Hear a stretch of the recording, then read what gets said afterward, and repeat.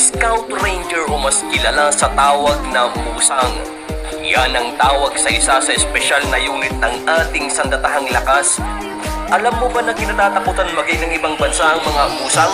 Ito ay hindi lamang dahil sa pisikal na lakas ng mga ito, kundi dahil sa nakakatakot na pamamaraan nila ng pag-infiltrate at pagsugpo ng kanilang mga target.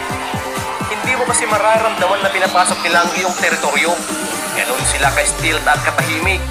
Bukod dito, ay advanced din ang kanilang mga training na kinuha pa noon mula sa training regimen mula sa Japan at Amerika.